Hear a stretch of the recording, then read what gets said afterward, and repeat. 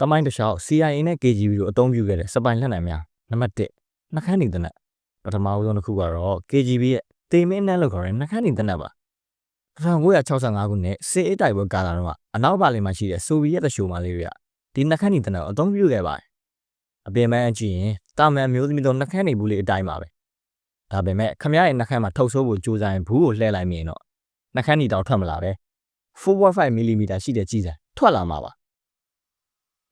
စဉ်းစားကြည့်ပါခမရဝယ်လာတာပါလို့ပြောပြီးလမ်းမှာတွေ့လို့ကောက်လာခဲ့တဲ့ဒီနှခမ်းနီတောင်ခမရရဲ့ကောင်မလေးကလည်းထုတ်ဆိုးတဲ့အခါနှခမ်းနီထွက်မလာပဲသူ့ရဲ့ပါဇက်တက်တဲ့ကိုကြီးစံထွက်လာမယ်အဖြစ်မျိုးပါနံပါတ်2ထီးတနက်ဒါက1988ခုနှစ်မှာဘူဂေးရီးယားအတိုက်ခံစာရေးဆရာကိုလှုပ်ချန်တဲ့နေရာမှာအသုံးပြုခဲ့တဲ့တမိုင်းဝင်လက်နက်ပါ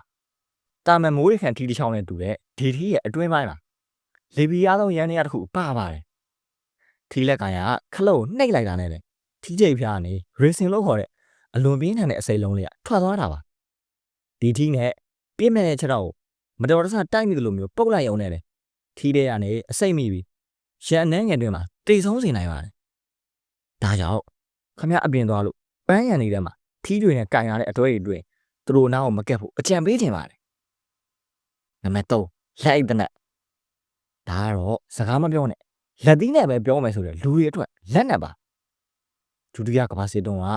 အမေရိကန် OSS agent တွေကအသုံးပြုခဲ့ပါတယ်လက်အိတ်ပေါ်မှာတနက်ပြောင်းတက်ထားပြီးလက်သီးနဲ့တစ်ချက်ထိုးလိုက်တာနဲ့.38ကာလီပဲကြီးစံခေါင်းထဲကိုတန်းဖောက်သွားမှာပါဒီလက်နက်ကိုရန်သူနဲ့အနီးကပ်လုံးထွေးတက်ဖို့ရတဲ့အခါဒါမှမဟုတ်ရင်ရန်သူကကိုယ့်ကိုလက်မြောက်ခိုင်းရတဲ့အချိန်တွေမှာမမျော်လင့်မဲ့တိုက်ခိုက်ဖို့အတွက်တီထွင်ရတာဖြစ်ပါတယ်နံပါတ်4ဆိုင်ယာနိုင်တန်းဝင်တဲ့1950ခုနှစ်နဲ့1959ခုနှစ်တွေမှာယူကရိန်းနိုင်ငံရေးသမားတွေလှုပ်ကြံမှုအတွက် KGB ကထုတ်လုပ်ခဲ့တဲ့ကြောက်စရာကောင်းတဲ့လက်နက်တစ်ခုပါသတင်းစာလိပ်ဒါမှမဟုတ်တာမန်ပိုင်လုံးအသေးစားလေးနဲ့တူတဲ့ဒီလက်နက်ပြက်မဲ့လာနာကိုချင်းကပ်ပြီးခလုတ်တစ်ချက်နှိပ်လိုက်တာနဲ့ဆိုင်ယာနိုင်တန်းငွေတွေမှုတ်ထုတ်လိုက်တာပါဒီတန်းငွေကိုရှူမိတဲ့သူကလည်းချက်ချင်းနှလုံးရံသွားပါတယ်ထူးခြားတာကဆရာဝန်တွေစစ်စင်းရင်တော့ဘာကြောင့်သိမှမသိပဲနှလုံးရောဂါနဲ့သေတာပါလို့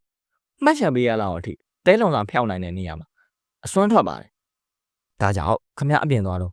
သတင်းစာကိုင်းတဲ့လူတယောက်ခမရရဲ့နာမှာမတ်တက်လာရဲ့နေတော့တတိထားဖို့လိုအပ်ပါလိမ့်မယ်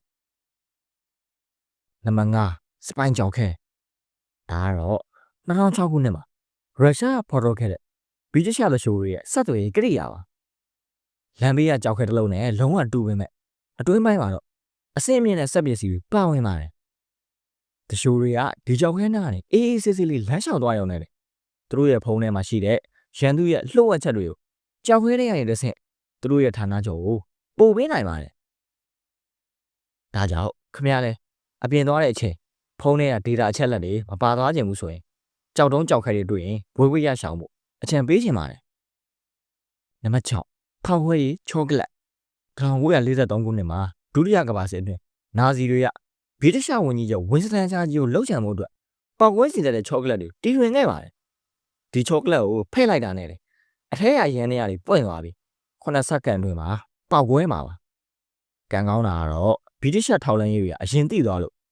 ဝင်းစတန်ချာကြီးကချောကလက်ဆိုင်ရင်တိမ်မယ်ဘေးကနေလွတ်မြောက်သွားခဲ့ပါတယ်ဒါကြောင့်ခမရလည်းသူများပြတဲ့ချောကလက်နဲ့မသေးခြင်းမစားခင်9စက္ကန့်လောက်စောင့်ကြည့်ဖို့အကြံပေးခြင်းပါတယ်နံပါတ်9ဖောင်တင်တဲ့နောက်ဆုံးတစ်ခုကတော့ကျွန်တော်တို့တွေရုပ်ရှင်တွေထဲမှာခဏခဏမြင်မှုခဲ့တဲ့ဖောင်တင်တဲ့ပါဒါလည်းအပြင်မှာတကယ်ရှိပါတယ်1940ကျော်ကလေးကစစ်သားတွေနဲ့တရှိုးတွေကဒီဖောင်တင်တွေကိုသူတို့ရဲ့အိတ်ကက်ထဲမှာအမဲတမ်းစောင်းထားတတ်ပါတယ်တာမန်ဖောင်တင်တစ်ချောင်းလိုပဲစာရေးလို့လည်းရတယ်လို့အရေးပေါ်အခြေအနေမှာလည်းခြေတောက်ထွက်တဲ့တနက်အဖြစ်ပြောင်းလဲအသုံးပြုနိုင်ပါတယ်ဒီဖောင်တင်ကအရွယ်စားအဖြစ်သိငယ်ပြီတေဆောင်ရတာလည်းလွယ်ကူတာကြောင့်အဲ့ဒီခေတ်တရှိုးလုပ်ငန်းလောကမှာတော့အကြိုက်တွေ့ဆုံးလက်နက်တစ်ခုဖြစ်ခဲ့ပါတယ်အခုပြောထားတဲ့အထက်ကဘယ်လက်နက်အထူးဆန်းဆုံးနဲ့ကြောက်စရာအကောင်းဆုံးလို့ထင်ပါလဲ